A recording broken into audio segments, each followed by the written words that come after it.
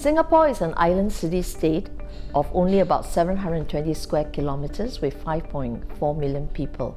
So it's a very dense city. And public housing is very important to us. We house about 82% of the population in public housing.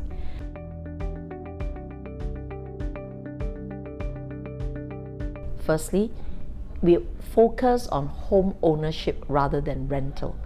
So about 95% of the people in Singapore who live in public housing actually own their flats, and only about 5% rent, and these are the very, very low income.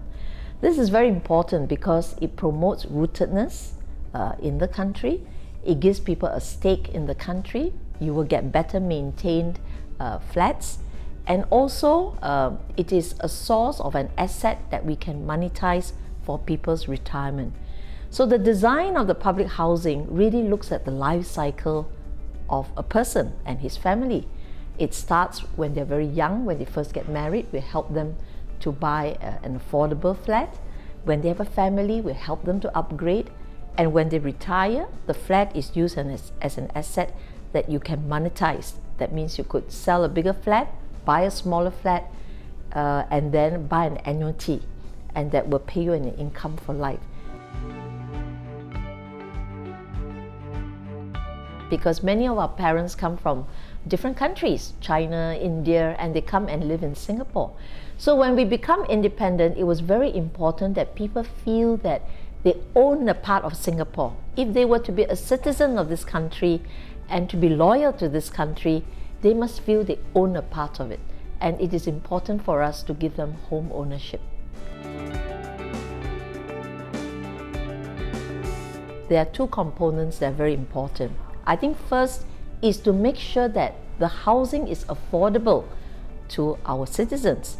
So we do this firstly by ensuring that we build a whole variety of housing for budgets and incomes of different people.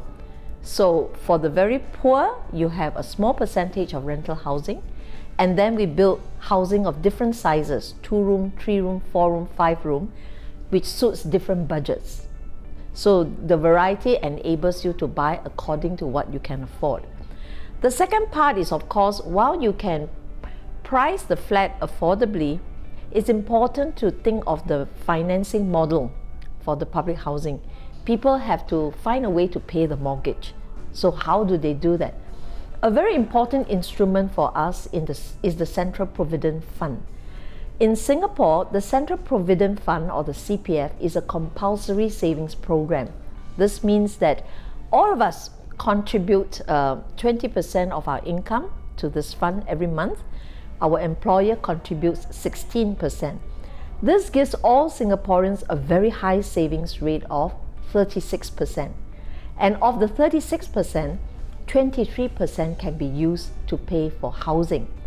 So what happens is I will price my flat such that somebody will pay anything between 20 to 25% of their income every month as a mortgage for the flat.